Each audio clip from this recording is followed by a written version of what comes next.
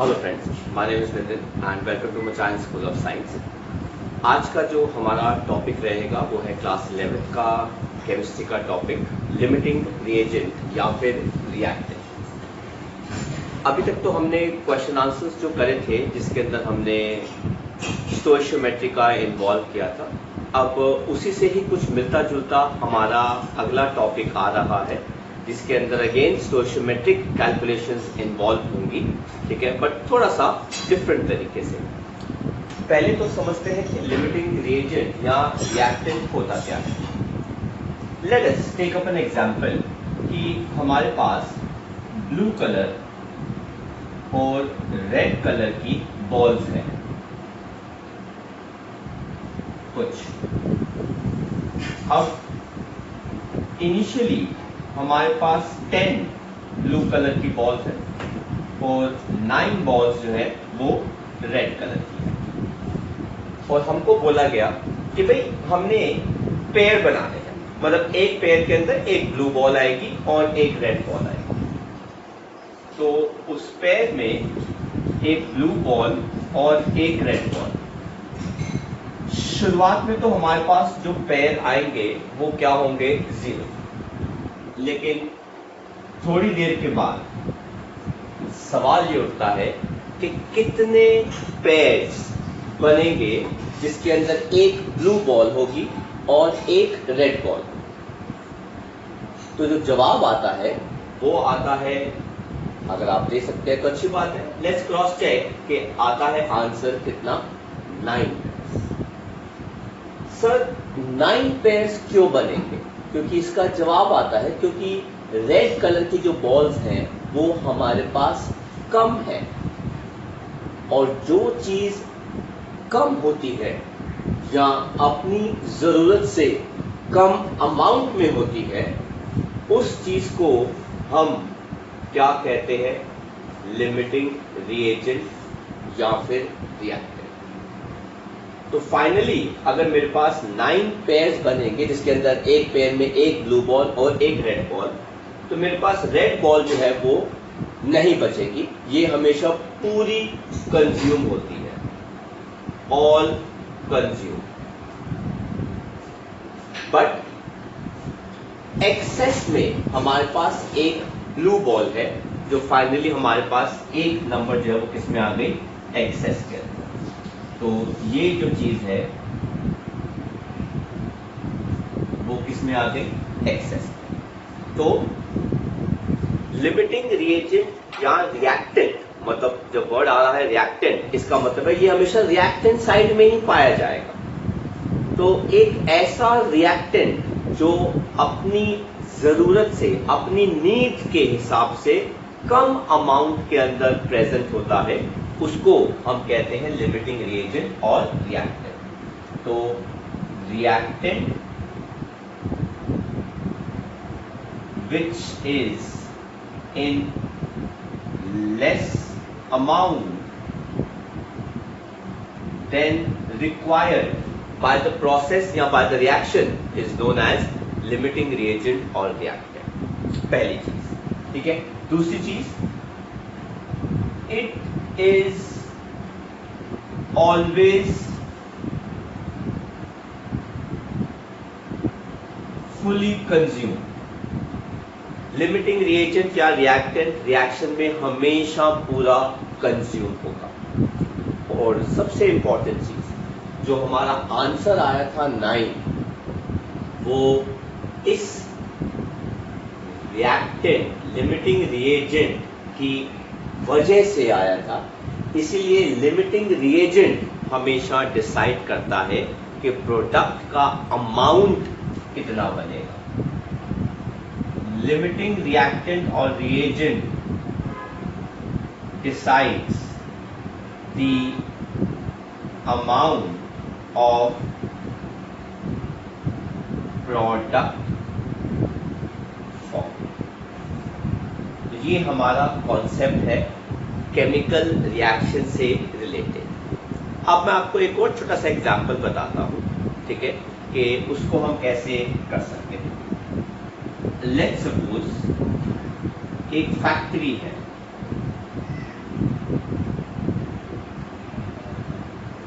उस फैक्ट्री में 4 फ्लोर्स हैं। ये आ गया ग्राउंड फ्लोर, ठीक है। और ये फैक्ट्री जो है वो क्या मैन्युफैक्चर करती है? शर्ट्स। तो ये फैक्ट्री जो है शर्ट्स स्टिच करती है। ग्राउंड फ्लोर में शर्ट की बॉडी बनती है और वो पर डे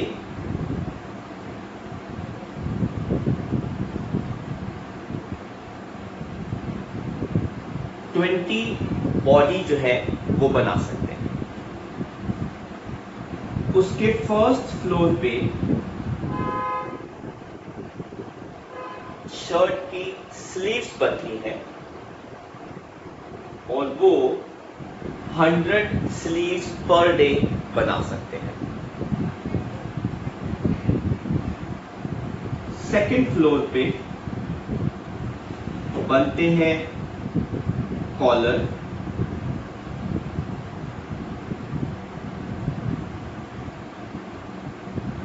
और ये भी कितने बन सकते हैं? 150, right. And finally third floor पे क्या होगी? पैकिंग। तो जवाब हमारे को चाहिए कि एक दिन में कुल मिला के कितनी शर्ट्स पैक होंगी।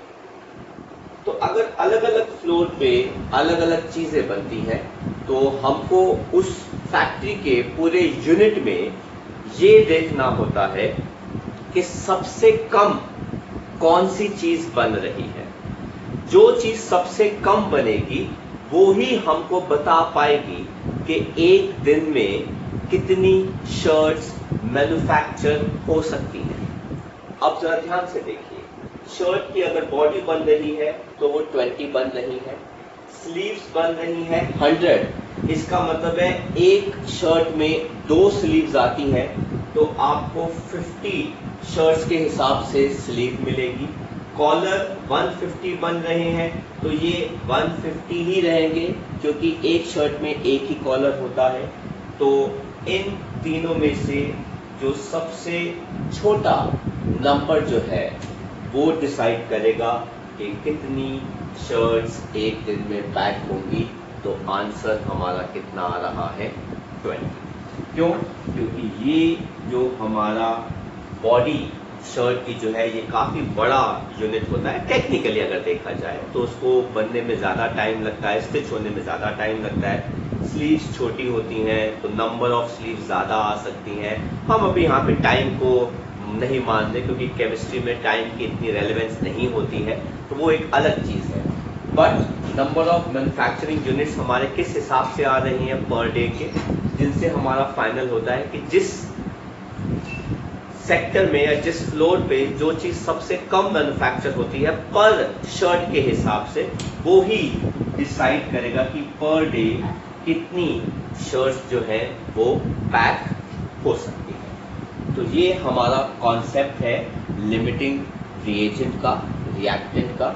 और अब हम इसके बिहाफ पे कुछ क्वेश्चन आंसर्स करने वाले हैं उनको अंडरस्टैंड करने के लिए।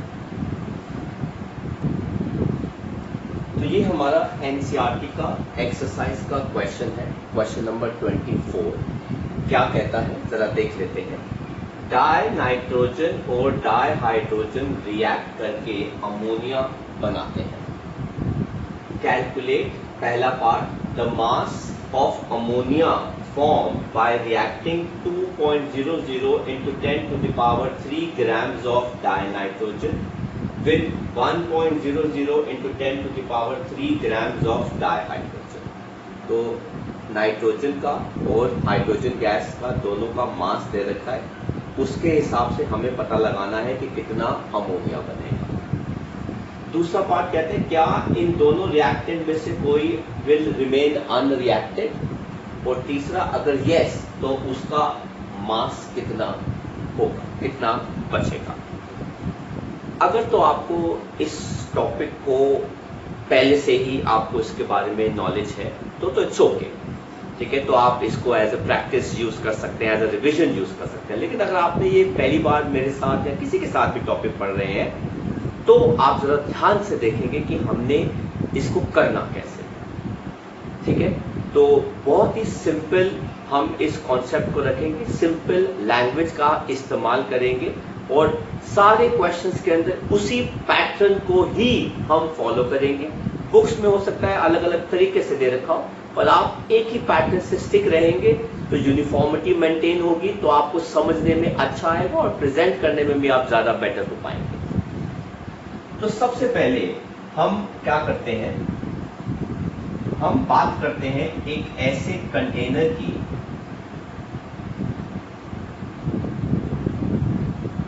जो मेरे पास क्या क्या है उसको बताता है। तो क्वेश्चन में हमारे पास नाइट्रोजन का मास दे रखा है। अगर आप देखें तो ये दे रखा है 2.00 into 10 to the power 3 grams. Technically अगर देखा जाए तो ये जो मास है ये कितना दे रखा है, 2000 ग्राम्स। आप इसको केजी में भी कन्वर्ट कर सकते हैं, उससे कोई फर्क नहीं पड़ता, हम ग्राम्स में ही ले रहे हैं। जो दूसरा मुझे कंटेनर में दे रखा है रिएक्ट करने का, वो है dihydrogen 1.00 into 10 to the power 3 grams, जिसका मास कितना आ गया, 1000 ग्राम्स। और रिएक्शन क्या कह रही है, नाइट्रोजन गैस हाइड्रोजन गैस के साथ रिएक्ट करके क्या बनाती है, अमोनिया गैस। जहां पे भी रिएक्शन आएगी सबसे पहला काम होगा हमें उसको क्या करना है, बैलेंस। तो हमने यहाँ पे क्या लगा दिया 3, जहां पे क्या लगा दिया हमने 2, रिएक्शन हमारी हो गई बैलेंस। ये दोनों मास में दे रखे हैं तो आप रिएक्शन को भी मास की टर्म्स में ही स्टडी करेंगे। सर अगर ये दोनों मोल्स में दे रखे होते तो आप दोनों को मोल्स में लेते। सर अगर ये दोनों एक मास में दे रखा होता तो एक मोल में दे रखा होता, बेटा जो मास में दे रखा है उसको आप मास में रिप्रेजेंट करो, जो मोल में दे रखा है उसको मोल में रिप्रेजेंट करो। It is okay, absolutely fine. पर यूजुअली क्वेश्चन में क्या होता है कि दोनों जो होते हैं वो सेम टर्म्स में ही आते हैं, दोनों मोल में होंगे, दोनों मास में, और मास ज्यादा यूज होता है। तो अब आप देख सकते हैं ये मास में दे रखा है, तो रिएक्शन के हिसाब से यहाँ पे मास आएगा तो वो मास कितना हो गया, 1 GMM, जो आएगा 2 into 14 ग्राम्स। अब आपको इसको 2 into 14 को मल्टीप्लाई करके 28 बनाना है, बना दो, आपकी चॉइस है, पर मैं ऐसे करता नहीं, मैं सारी कैलकुलेशन से एक ही बात करता हूँ। अब ये कितना आ गया, 3 into GMM, जो कितना आ जाएगा, 3 2s, तो ये टोटल मिला के कितना आ गया, 6 ग्राम्स। तो मैं इसको ऐसे पढ़ रहा हूं। तो पहली स्टेटमेंट हमारी रिएक्शन के साथ आएगी, अगर 2 into 14 grams of dinitrogen needs hydrogen कितना, 6 ग्राम। तो अगर 2 into 14 grams of dinitrogen को बैलेंस रिएक्शन के हिसाब से 6 ग्राम हाइड्रोजन चाहिए, तो मेरे पास है ना, मैंने क्या वर्ड यूज किया, तो मेरे पास कंटेनर में नाइट्रोजन कितना है, 2000 ग्राम। तो therefore 2000 grams of nitrogen needs hydrogen कितना, 6 अपॉन 2 into 14 into 2000, है ना। तो ये कितना आ जाएगा, 6 upon 2 into 14 into divide by 2 into 14 into 2000।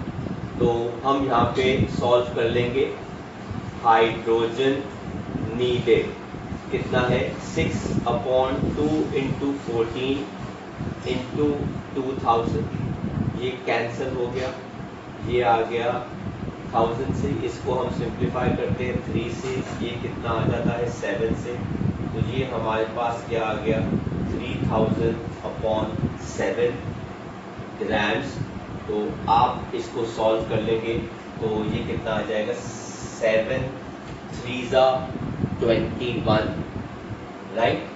तो 7 3 ये 21 आ जाएगा, और फिर नहीं 3 से नहीं जाएगा, ये 4 से जाएगा, तो ये आ जाएगा 428.57 ग्राम्स। अब जरा ध्यान से सुनो, हाइड्रोजन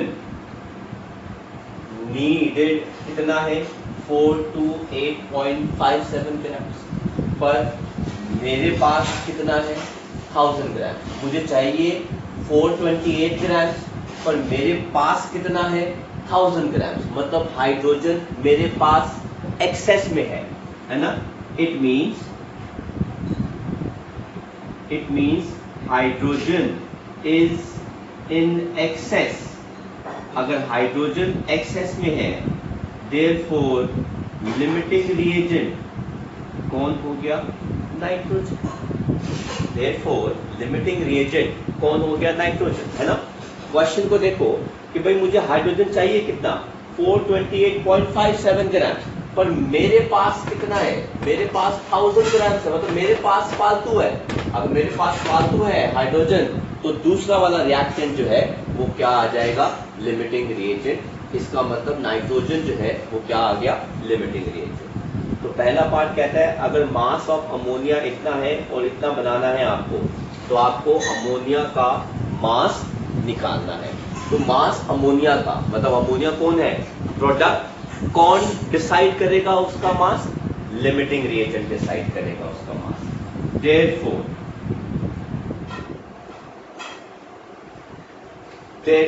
अब देखिए, अगर नाइट्रोजन लिमिटिंग रिएजेंट है तो वो डिसाइड करेगा कि अमोनिया कितना बन रहा है। यहां पर रिएक्शन के हिसाब से अमोनिया कितना बन रहा है 2 × GMM, जो कितना है 2 × 17 ग्राम्स। तो रिएक्शन क्या कहेगी, अगर 2 × 14 ग्राम्स नाइट्रोजन इतना अमोनिया बनाता है, इफ 2 × 14 grams of nitrogen जो लिमिटिंग रिएजेंट है फॉर्म्स अमोनिया कितना 2 × 17 grams, देयरफॉर मेरे पास कितना नाइट्रोजन है 2000 grams नाइट्रोजन। अमोनिया कितना बनाएगा 2 × 17 अपॉन 2 × 14 × 2000। तो आप इसको सॉल्व करोगे, है ना, आप इसको सॉल्व करोगे तो आपके पास मास ऑफ क्या आ जाएगा अमोनिया।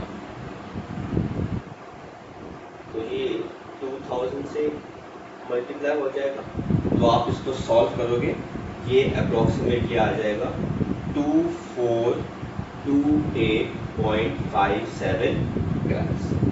तो इतना अमोनिया जो है वो बन जाएगा। ये आ गया हमारे पहले पार्ट का आंसर कि अमोनिया कितना बनेगा अगर इन दोनों पार्ट्स को हम लेते हैं, राइट। सेकेंड पार्ट कहते हैं क्या ऐसा भी कोई रिएक्टेंट है जो अनरिएक्टेड रह गया।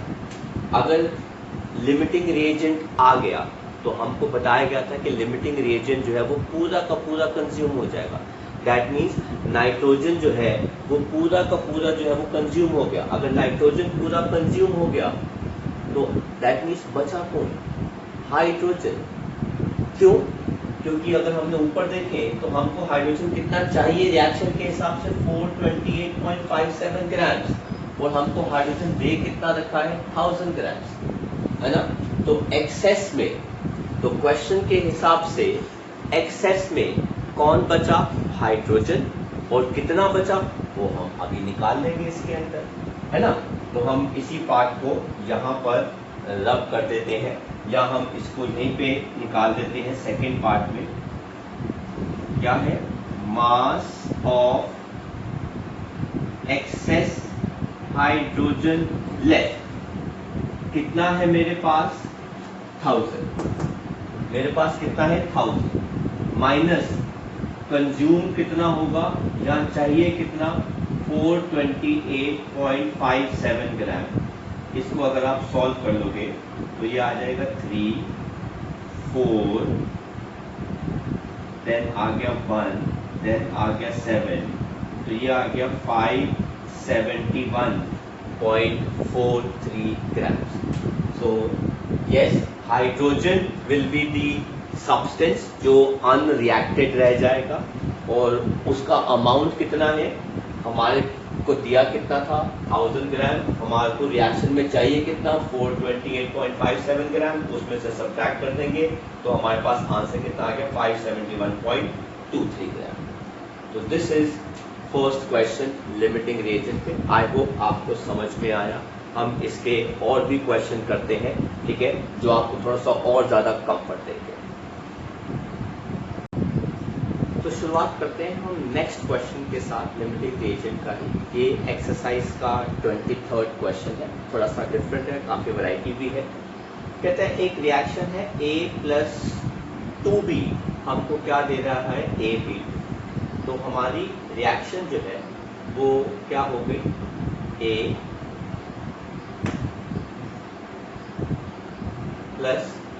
A+B2, हमें क्या दे रहा है AB2, राइट। तो ये हमारी रिएक्शन है और हमारे पास अलग अलग 5 पार्ट्स हैं जो हमको करने हैं। तो हम एक एक करके इन पार्ट्स को करते हैं। हमें आइडेंटिफाई करना है कि हर पार्ट में कौन सा लिमिटिंग रिएजेंट है, ठीक है। तो जो जिस फॉर्म में दे रखा है हम उसको उस फॉर्म में ले लेंगे। तो लेट अस टेक अप पहला पार्ट। पहले पार्ट के अंदर है ना, जैसे कि ये हो गया, ये मेरे पास है जहां पर एटम्स दे रखा है, तो हम रिएक्शन को भी एटम्स में ही पढ़ेंगे। ये एक एटम है और ये एक मॉलिक्यूल है, मतलब एक एटम बी के कितने मॉलिक्यूल के साथ कंबाइन करता है, एक मॉलिक्यूल के साथ। तो एक एटम एक मॉलिक्यूल के साथ कंबाइन कर रहा है अकॉर्डिंग टू द रिएक्शन। अगर एक एटम एक मॉलिक्यूल के साथ कंबाइन कर रहा है तो 300 एटम्स यहाँ पे दे रखे हैं, है ना। तो अगर 1 atom of A combines with B, कितना 1 molecule, therefore 300 atoms of A will combine with B, कितना 300 मॉलिक्यूल्स। तो B नीडेड कितना है 300 मॉलिक्यूल्स, लेकिन मेरे पास कितना है 200, मतलब मेरे पास B कम है। इस वजह से लिमिटिंग रिएजेंट कौन हो गया B। तो इस केस में लिमिटिंग रिएजेंट कौन हो गया B। ये आ गया फर्स्ट पार्ट। सेकंड पार्ट देखते हैं। अब हमें यहाँ पे क्या दे रखा है 2 मोल ऑफ A और 3 मोल्स ऑफ B, मतलब हमें दोनों मोल्स में दे रखे हैं। तो हम अपनी रिएक्शन को मोल्स में रिप्रेजेंट कर लेते हैं। तो रिएक्शन में इसका 1 मोल है तो इसका भी 1 मोल है। अगर 1 मोल ऑफ A को B कितना चाहिए 1 मोल, तो 2 मोल्स ऑफ A को B कितना चाहिए होगा 2 मोल्स। अगर 1 mole of A needs B का अमाउंट कितना 1 मोल, therefore 2 moles of A needs B कितना 2 मोल्स। तो मुझे B कितना चाहिए 2 मोल्स, पर मेरे पास B कितना है 3 मोल्स, मतलब B ज्यादा है। तो लिमिटिंग रिएजेंट हमारा कौन हो गया इस केस में, है ना। तो इस केस में B एक्सेस में है, तो लिमिटिंग रिएजेंट कौन हो गया इस केस में है। Let us take third part. Again A+B2 हमें क्या दे रहा है AB2। रिएक्शन को हम पढ़ रहे हैं। थर्ड पार्ट में एटम्स हैं A के और मॉलिक्यूल्स हैं B के। तो यहाँ पे भी एक एटम है, यहाँ पे भी एक मॉलिक्यूल है, 100 है और दोनों 100 है, तो दैट मीन्स इस केस में दोनों के दोनों कंज्यूम हो जाएंगे, कोई भी लिमिटिंग रिएजेंट नहीं बनेगा, है ना। So in this case both reactants will be consumed, hence no limiting reagent. समझ में आया? Hence no limiting reagent. अब हम फोर्थ पार्ट को देखते हैं ओरली करने के लिए। यहां पे क्या दे रखा है, 5 moles of A plus 2.5 moles of B. हम देख सकते हैं रिएक्शन में 1 मोल को 1 मोल चाहिए, तो 5 मोल ऑफ ए को 5 मोल ऑफ बी भी चाहिए होगा, लेकिन बी 5 मोल नहीं है, उससे कम है, तो B is a limiting reagent इस केस के अंदर। इसमें तो कोई भी लिमिटिंग रिएजेंट नहीं आ रहा, इसमें कौन हो गया बी। ऐसे ही इसको देखते हैं इन्होंने उल्टा करके 2.5 mole of A plus 5 mole of B. अब हम जानते हैं रिएक्शन में 1 mole of A needs 1 mole of B too, तो इस केस में 2.5 mole of A will be needing 2.5 mole of B, पर मेरे पास बी कितना है 5 मोल, मतलब मेरे पास बी ज्यादा है, तो अगेन लिमिटिंग रिएजेंट इस केस में कौन हो गया ए। तो हमने देखो सिंपल तरीके से, इनफैक्ट इस बार हमने ओरली सारे लिमिटिंग रिएजेंट्स जो है वो निकाल दिए, राइट।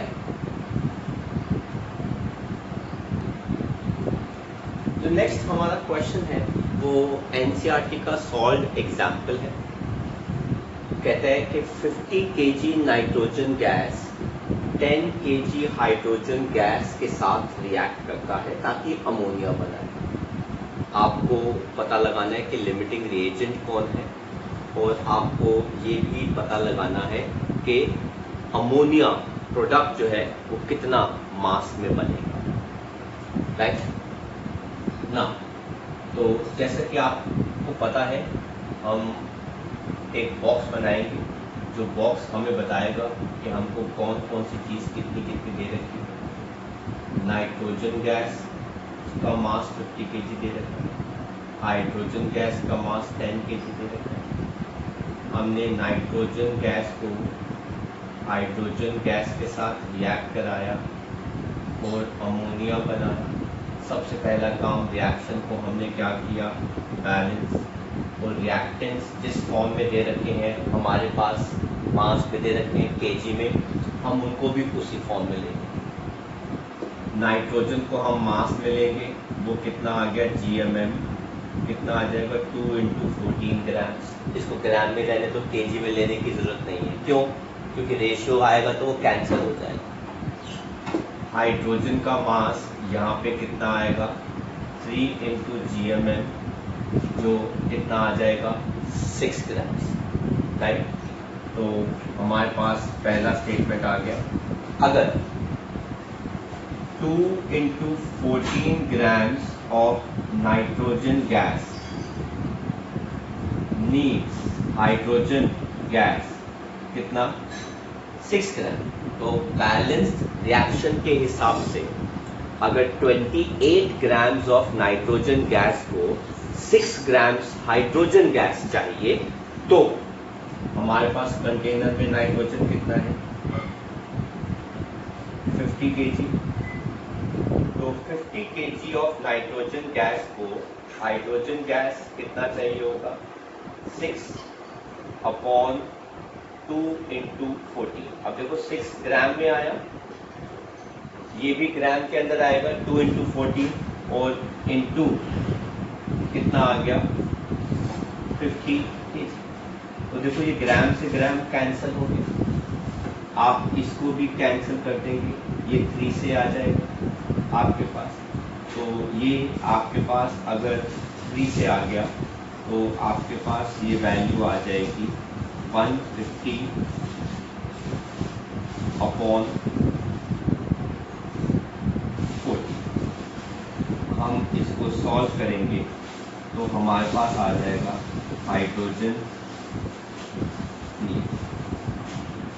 तो अप्रॉक्सीमेटली हमारे पास ये कितना आ जाएगा, 10 ज़ा 140, बाकी बचेगा 10, लगाया डेसिमल, आ गया 100, तो 7 ज़ा, तो ये आ जाएगा 7 से 7 ज़ा कितना हो गया 28 एंड 2 98, तो 10.7 के आसपास आएगा, 10.71, और ग्राम से ग्राम कैंसिल हो गया, तो ये कितना आ जाएगा केजी। तो अब जरा ध्यान से देखो, हाइड्रोजन नीडेड कितना आ रहा है 10.71 केजी, लेकिन मेरे पास कितना है, मेरे पास तो 10 केजी है, चाहिए मुझे 10.71 केजी, लेकिन मेरे पास तो कम है, इसीलिए since mass of hydrogen we have is less than required, इसलिए लिमिटिंग रिएजेंट कौन हो गया, हाइड्रोजन। और अब हाइड्रोजन बताएगा कि प्रोडक्ट अमोनिया कितना बनेगा, जो इसका सेकंड पार्ट है।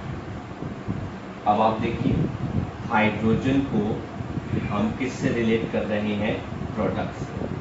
ये कितना टर्म्स में बन रहा है, मास की टर्म्स में 2 इंटू GMM, जो कितना आ रहा है 2 इंटू 17 ग्राम, मतलब 6 ग्राम कितना बना रहा है ना। तो अगर 6 grams of hydrogen forms ammonia 2 into 17 grams, है ना। तो अगर 6 grams of hydrogen अमोनिया कितना बना रहा है, 2 into 17 grams, therefore मेरे पास कितना हाइड्रोजन है, 10 kg of hydrogen forms ammonia, कितना 2 into 17 grams divided by 6 grams into 10 kg। देखो ग्राम से ग्राम कैंसिल हो गया, 1 ज़ा 3 ज़ा ये कैंसिल हो गया,